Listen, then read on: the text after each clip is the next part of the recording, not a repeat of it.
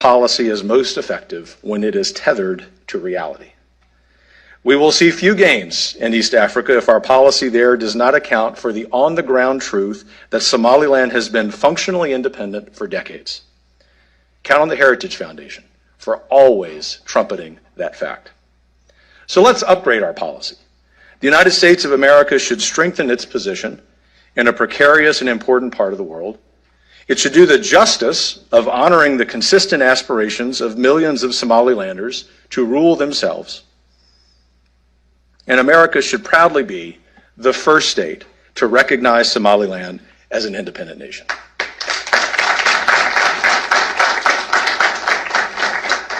We look forward to that day. In the meantime, it is my honor to introduce His Excellency, the President of Somaliland, Muse Bihi Abdi. Sir.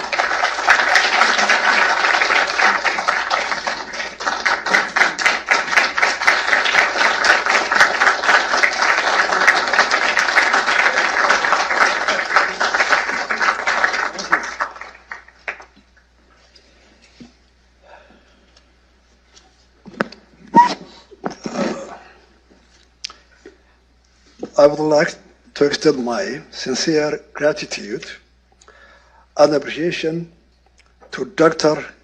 Kevin Robert, President of the Heritage Foundation, for inviting me to give the address today.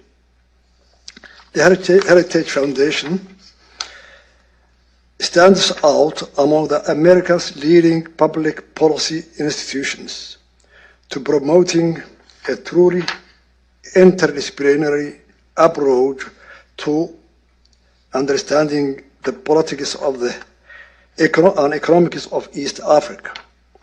It is therefore a great pleasure and honor for me to exchange views today on Somaliland and the future of our region with such a distinguished participants. Ladies and gentlemen, today, the whole world is a laser focused on the tragedy in Ukraine. The shelling, the bombardment, the destruction, the death, the mass suffering, and the largest refugee crisis in Europe since the World War II.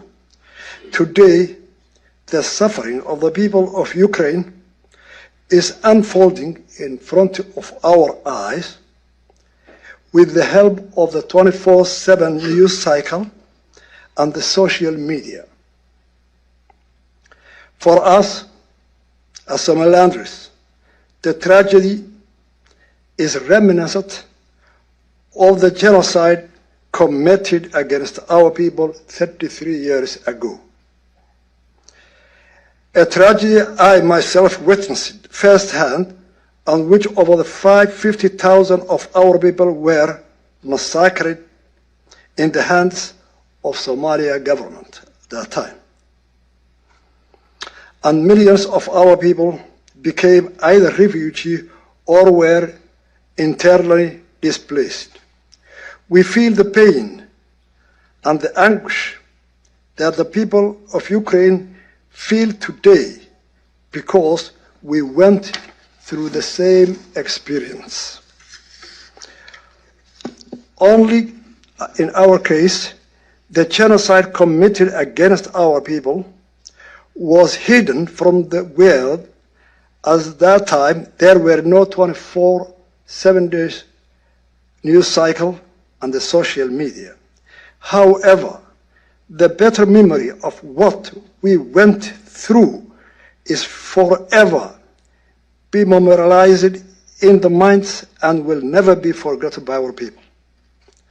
Ladies and gentlemen, I come here before yesterday to tell and to talk about my country's progress, challenges, and the role our country plays in the security, stability, and economic development in our region and beyond.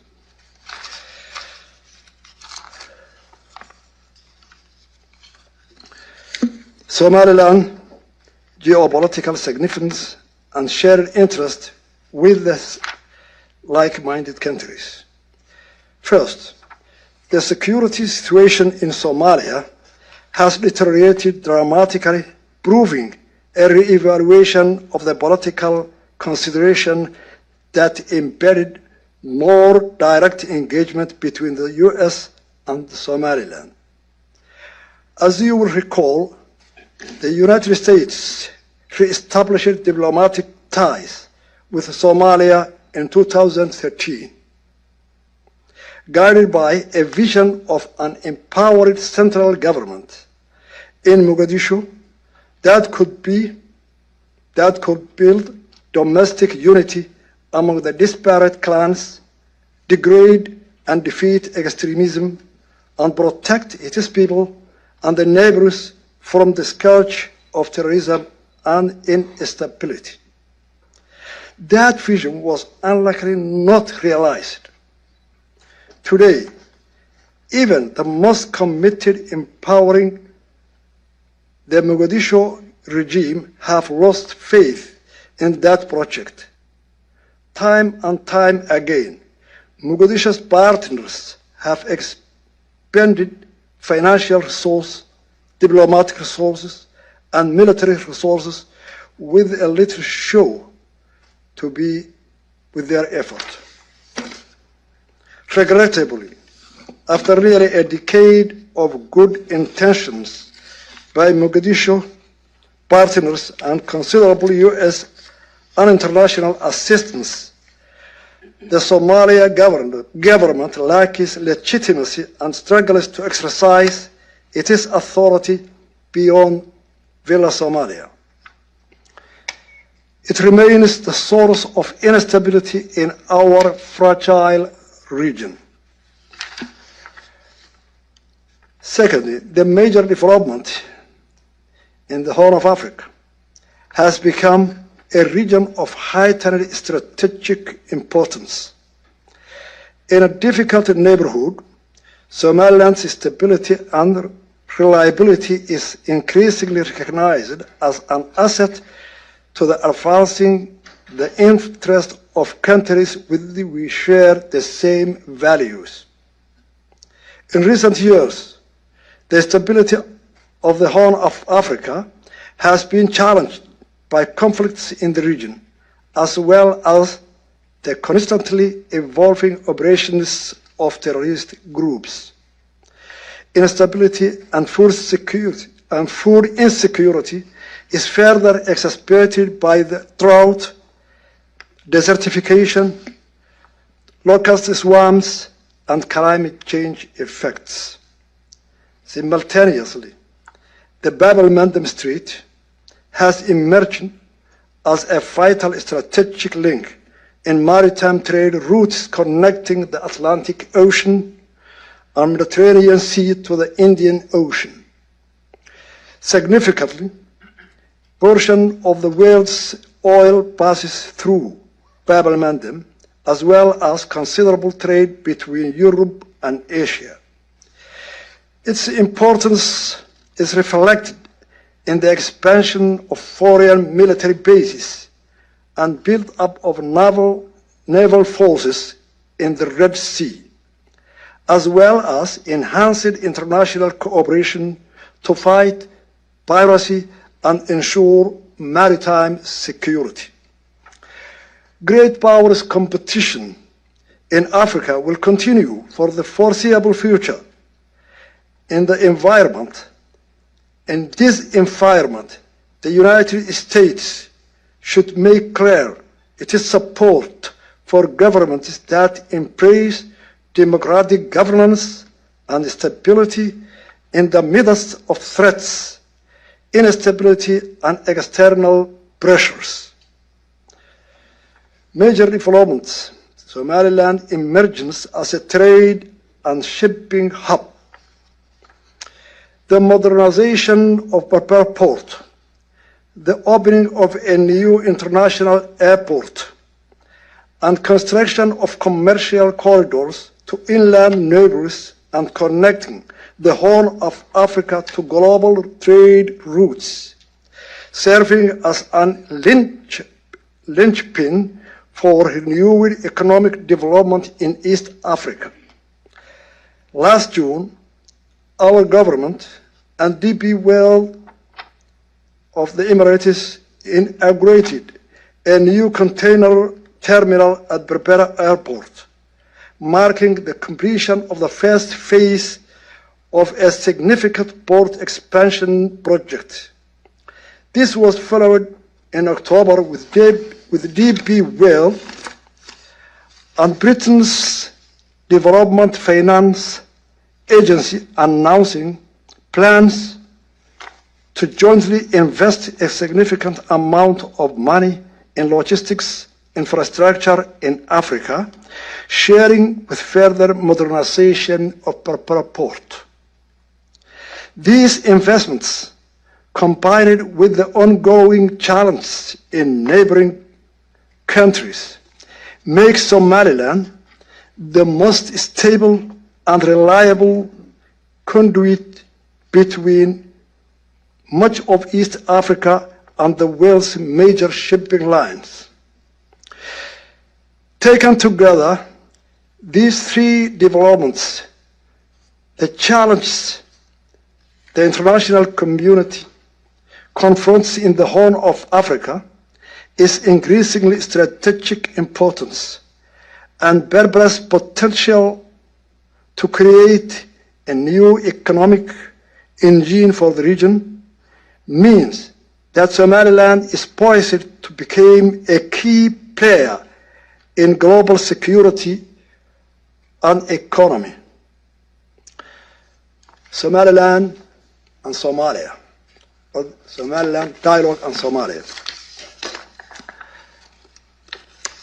The Somaliland-Somalia dialogue started with the London Conference of 23 February in 2012. Article 6 of the London Conference stated that the conference recognized the need for international community to support any dialogue that Somaliland and TFG, Transitional Federal Government, or its replacement, may agree to establish to clarify their future relations. The key point here is to clarify the future relations between the two countries. Therefore, in order to clarify the future relations between the two countries, the core issue of the dispute, namely the status of Somaliland, would have been addressed and resolved. Despite 9 rounds of talks between 2012 and 2022, the expected outcome of the talks resolving the one issue of the dispute, the status of Somaliland, never materialized, as there were no political breakthrough. The limited agreements made on the peripheral political breakthrough, the limited agreements made on the peripheral technical issues were never implemented, as Somalia reneglected on all the agreements. During these 10 years, Somalia has demonstrated a complete lack of interest in meaningful dialogue. In fact, Somalia has used the dialogue to pursue policies aimed at weakening Somaliland's independence and its stability to develop, including weaponizing international aid and economic development. Given that there has been no progress over the last 10 years since the dialogue between Somaliland and Somalia started, Somaliland believes that the dialogue had failed to achieve its objective. The reasons for failure lies entirely with Somalia. Efforts to undermine the dialogue process as demonstrated by its harmful actions. Willful disregard to the agreements we have Agreed. Given that dialogue is not an option for Somalia, as demonstrated by its conduct, bad faith, and continuous sabotage of the dialogue, Somaliland believes that it's unfair to Somaliland to be beholden to dialogue process that has failed to achieve its objectives and has no hope of succeeding. It is that difficult to imagine that what has not been achieved in 10 years can be achieved in 1 or 2 years. Somaliland believes that there is no future in the continuation of that dialogue with Somalia and is prepared to pursue all available avenues for its international recognition. Given above, Somaliland believes that the international community has a moral obligation to support Somaliland's pursuit of international recognition. The merits and promise of closer US-Somaliland collaboration. In fact, this chapter has already begun. From regional security to democracy promotion to economic development, the objectives and values sought by the United States align entirely with Somaliland's vision. Recent months have seen an increase in engagement and collaboration, including productive visits by Somaliland Foreign Affairs to Washington, and the recent visit to Hargeisa by a delegation of senior US congressional staff, a historic first for Somaliland. I am very heartened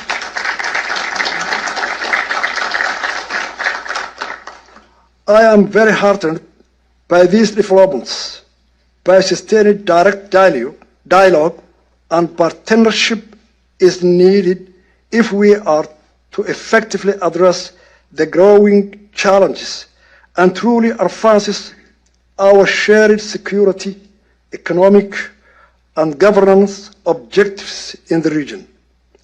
An important foundational element of this partnership is the establishment of the Parliament US diplomatic presence in Hargeisa.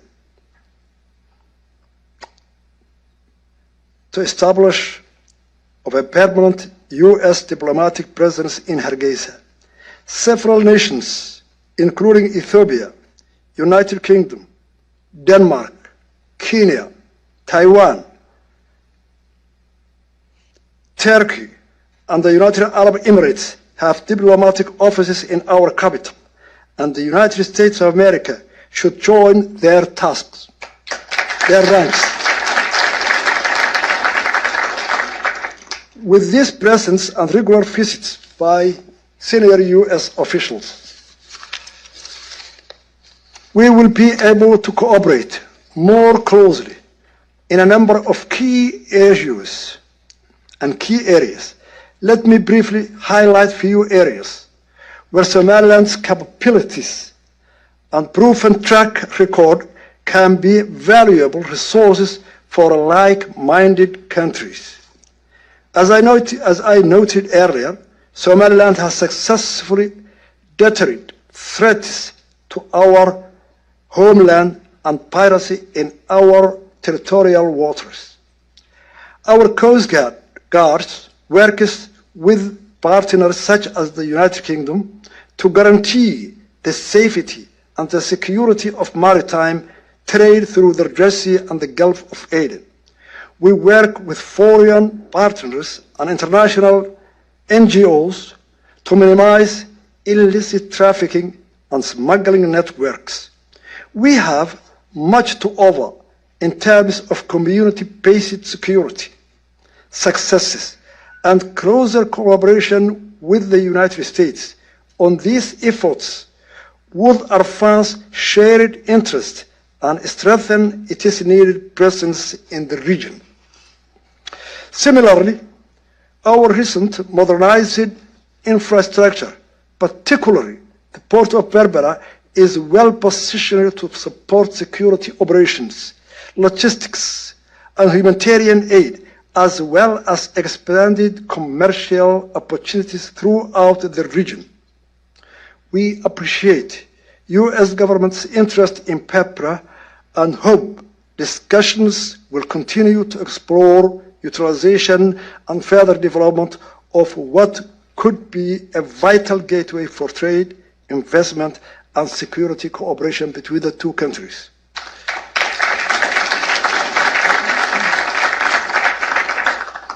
On governance issue, Somaliland's democratic government is the only, I will say again, it's the only one of its kind in the region. It serves as a beacon for our neighbors and others whose citizens seek opportunities to engage in democratic process. Over the last 30 years, we have built our democratic norms and institutions and ensured more free peaceful transition of power. We are aware that there are still certain issues to be addressed to ensure that our electoral process is more perfect. We are working on ways and means with our laws of enhancing the role of women in our political process and increasing their participation as candidates in future elections. Somaliland has much to offer, others seeking to build their own democratization process, from updating voter registration systems to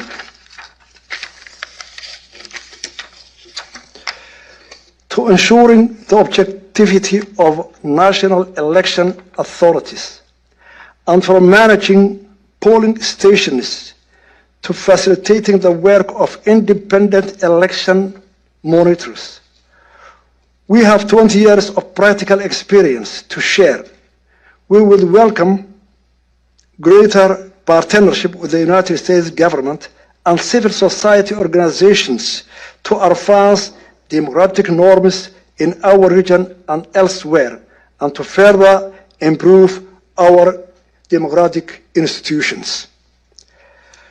In a troubled region that has experienced significant setbacks for democratic governance and continues to face serious threats from terrorist and other violent extremist groups, the successes of Somaliland are not small achievements.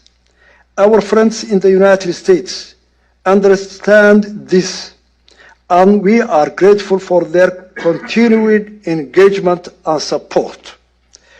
Yet, this is just the beginning. We can and must work more closely together if we hope to compete with and overtake these who seek further instability and dependency on our region. There are so many practical and important steps we can take, and with each one, Somaliland will demonstrate to our partners and the world that our ultimate goal of international recognition should be granted. As an equal with other nations, Somaliland will be able to contribute even more effectively to a sustainable and prosperous future to the Horn of Africa, building in our own experience in foregoing an oasis of stability and long troubled region. The road ahead may be long, but I'm sure and confident that even that Somaliland will be able to count on us, that will be able to count on U.S. support as we pursue shared objectives and journey toward our long deferred destination is a free, sovereign, and democratic Somaliland country. Thank you very much for your attention.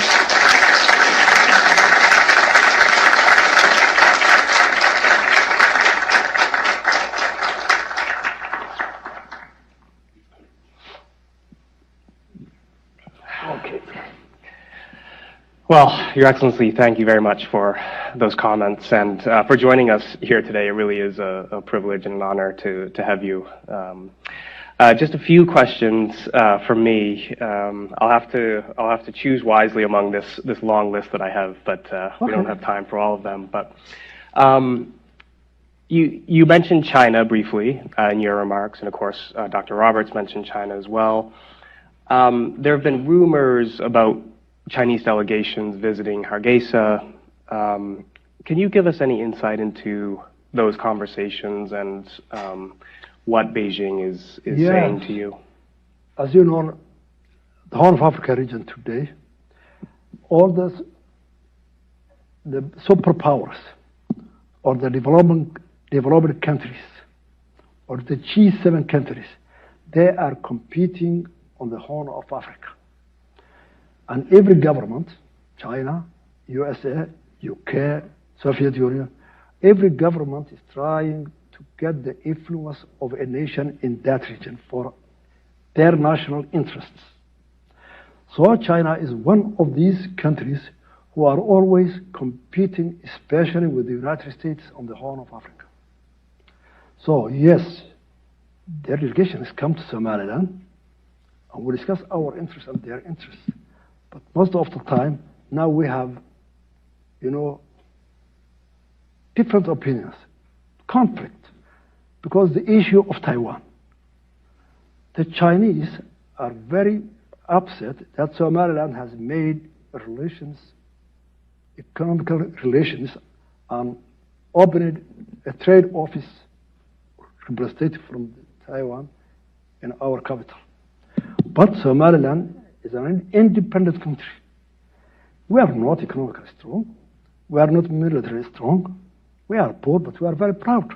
And we do our decisions by our own. No one can influence us.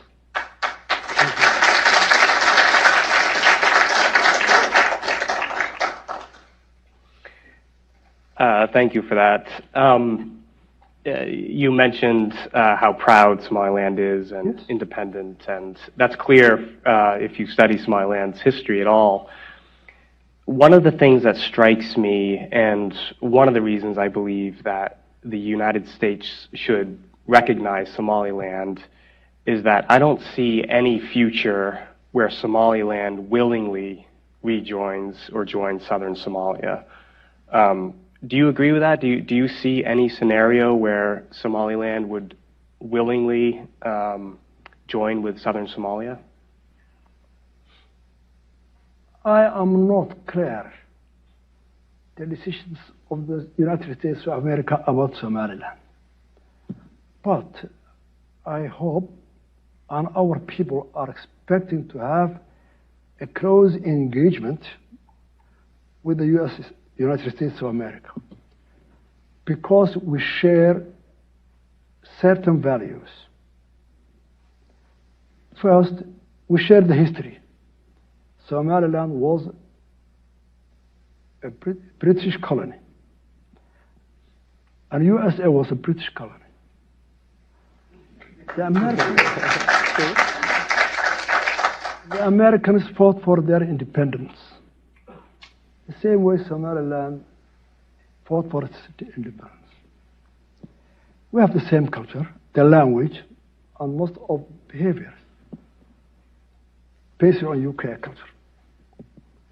Second, Somaliland and Somalia will not join and will not be again, will not share a union for the foreseeable future.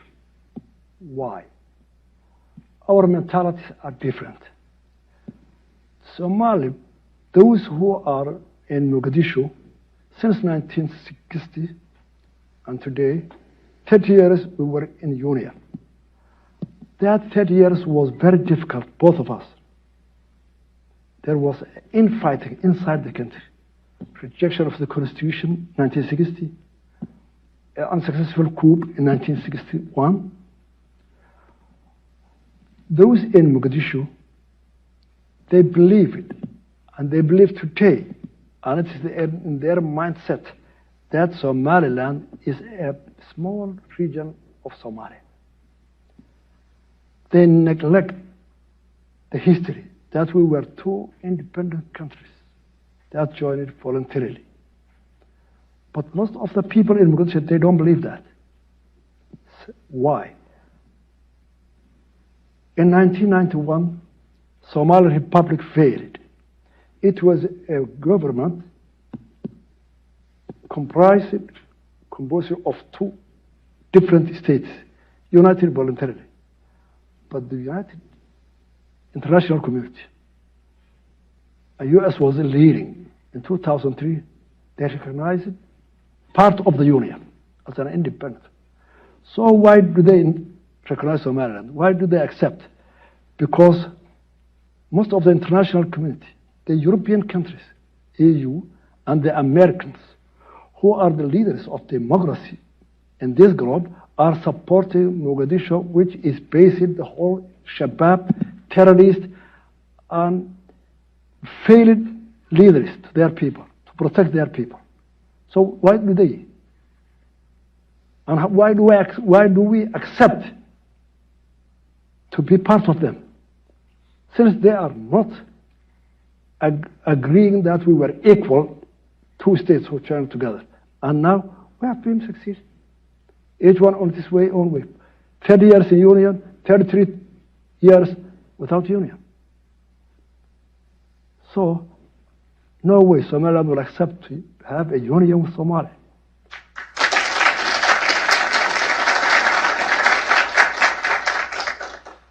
I thought you might say that. Then why are you asking me? I thought the people should hear what your answer would be, and you gave it very well indeed.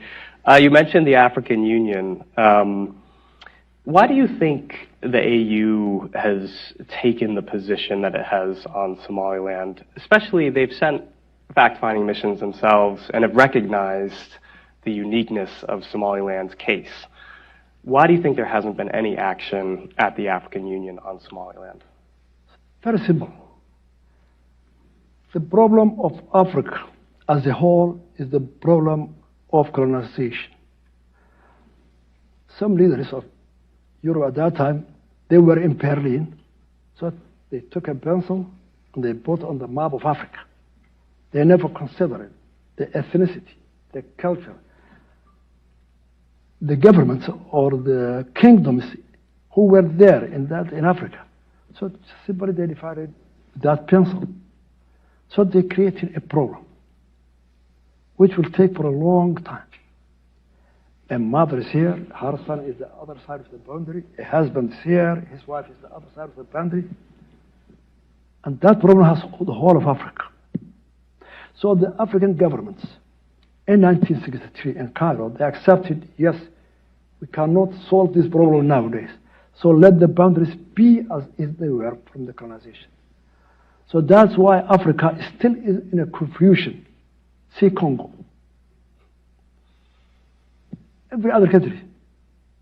A lot of nations, different languages, different countries, different governments, kingdoms, slammed together by a pencil line. So African leaders, wherever they are afraid that if they accept Somaliland, there may be other countries who will follow that way. But they are wrong. And their commission stated that Somaliland is not a country which is succeeding from another country. Somaliland is within that chapter of OAU. The boundaries should be the colonial boundaries. Somaliland is the colonial boundaries. They see that.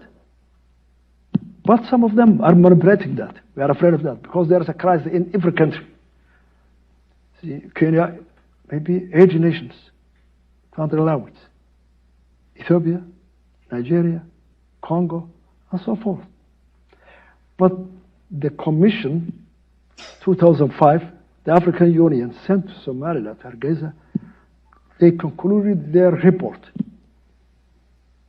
The recognition Somaliland is seeking historically and politically is justifiable. That was the conclusion of the... So we need the support of the international community to fulfill that report of the African Union. That's why we came here, to tell the UN.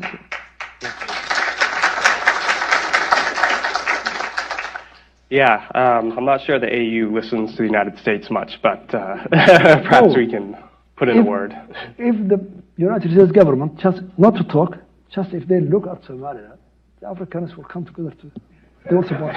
We know the power. Where it is.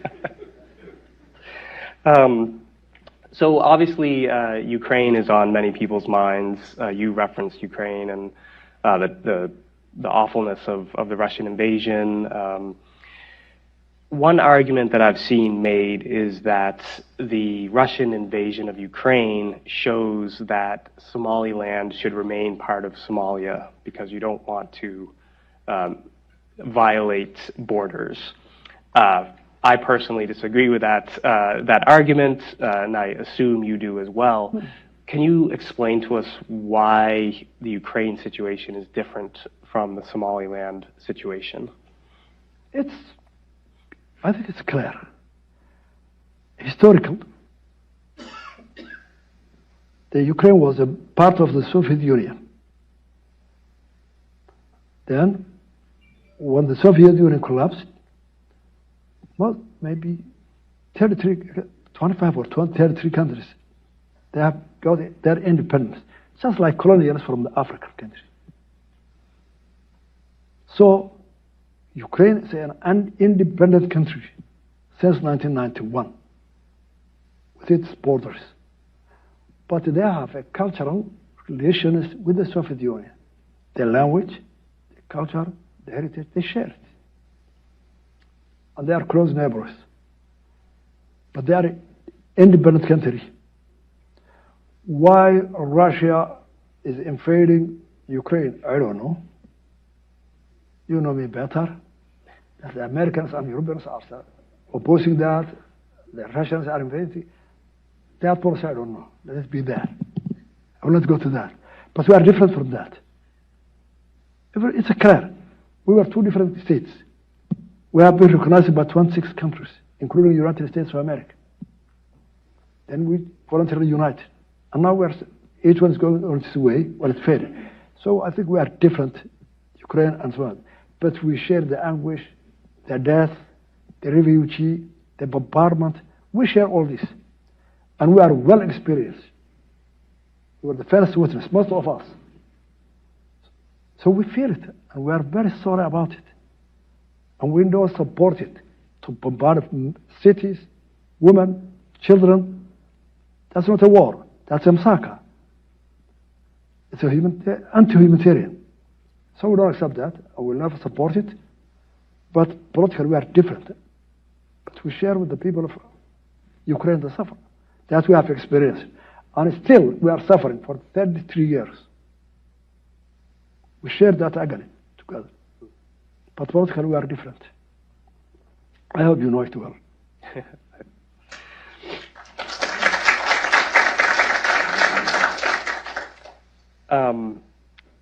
Every democracy and country has its problems and its challenges. What would you identify as the most pressing challenge or problem that Somaliland has today with both its democracy, but also more generally? The challenge we have, the democracy is first, Somaliland has no industry. Our resources are very meager.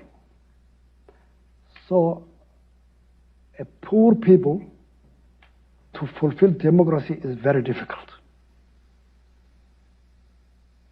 When the person has no water to drink, no food, no shelter, most of youth are employed. Over 70% of our people are unemployed. And for the last 30 years, we have made 8 elections, 3 presidential elections, transfer of power of the president peacefully, just imitating the rich countries like UK, United States, who established it 300, 400 years ago. Just we imitated them. But we have a difficulty. And no progress in our economy. No progress in our recognition. No progress of the countries who are persuading us that democracy is the only viable government that can bring progress to the people, and still no touchable results from our elections. So you can guess the challenge. Why a guy, a boy or a girl, started to vote when she was 18, 3 consecutive presidential elections, 15 years. Now she's 33, he's 33, married with his children, unemployed, have no good school for his children, has no health care.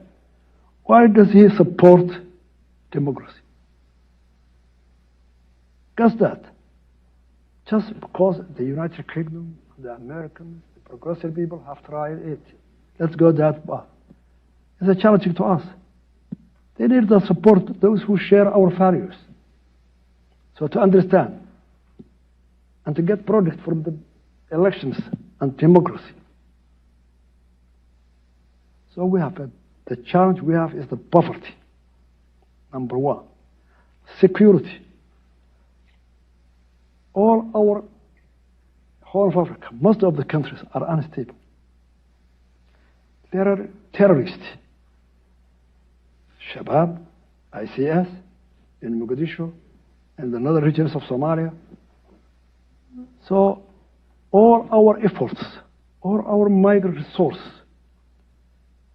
is under the category of what we call security department. 33% of our budget is allocated for the security departments, just to defend Al-Shabaab and ICS from the country. So, yes, democracy, we believe it. Our youth believe it. We have been socialists for the last 10 years. We saw what it is. We're friends of the Soviet Union. I was trained in Soviet Union. This guy is from Odessa, 4 years. So we have tasted what socialism is, what communism is. We refused it, we rejected it. So we took the path of democracy.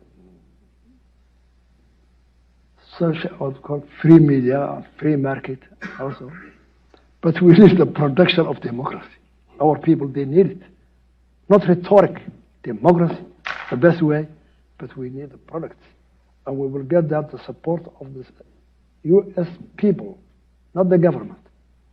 U.S. people to understand that, to support and cooperate with the people who share them with their values, humanitarian, free market, free media, and democracy. So we are struggling with it, how to promote it.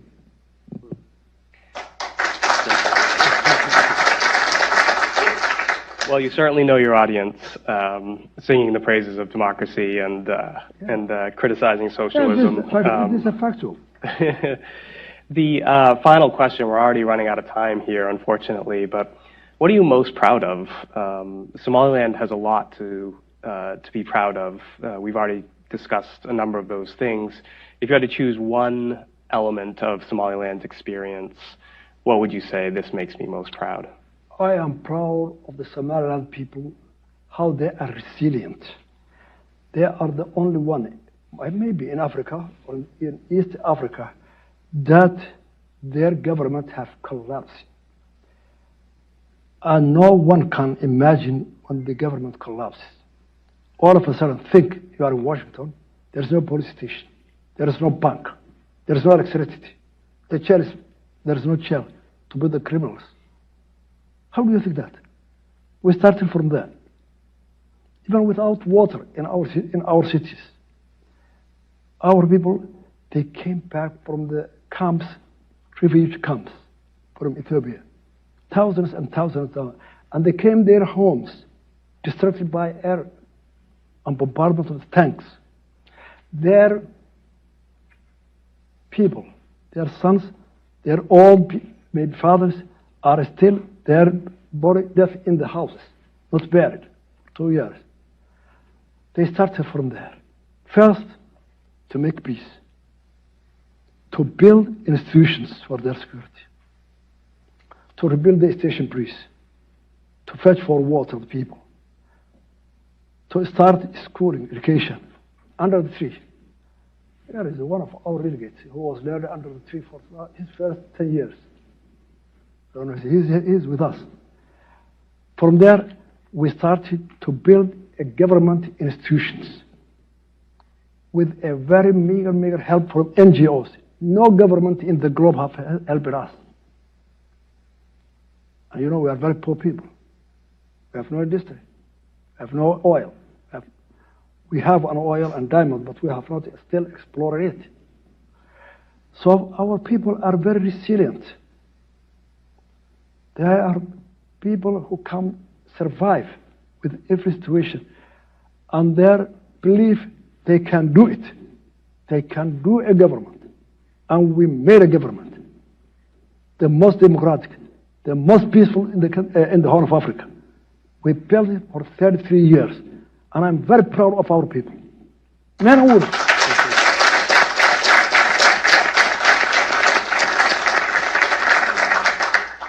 Well, yeah, you should be proud. It's one of the things that I so admire about Somaliland is what they've created from extraordinarily difficult circumstances. We're out of time, unfortunately, but Your Excellency, we're so grateful that you came here to talk with us. We look forward, hopefully, to hosting you again in the future. Please think of us as friends, and we'll certainly be doing what we can to make American policy a little more rational and a little more beneficial for both our countries with regards to Somaliland. So thank you again. Thank you.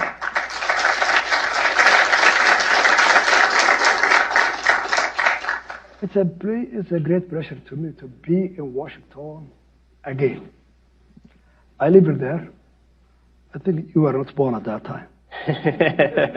1981 to 83, I was in the Embassy of Somalia in Watergate office for 3 years in Washington. I lived 2 years in Virginia, Fort Lee, military academy. And I was about 8 months in Colombia, Dayton, Wilbraham Air Base, to be trained as a procurement officer who will deal with. I was one of the first delegation of Somali military officers to enter the Pentagon, 1983. The first delegation. The Vice Minister, the Minister of Defense at that time from Mogadishu. So it's a great pleasure to be back in Washington, in America, to see how they changed it, the progress you made, but still the Capitol Hill and the mall are the same as they were. Well, thank you again, Your Excellency. Yeah. It's no time for me to be there, 1 week to go. I have no time to go around to my school in Fort Lee or higher Dayton, or to my house in Duke Street. My good friend, the restaurant, who helped me at that time. I have no time to go around there. But it's a great pleasure to be back here again. Thank you very much. Thank you. So if everybody could remain seated.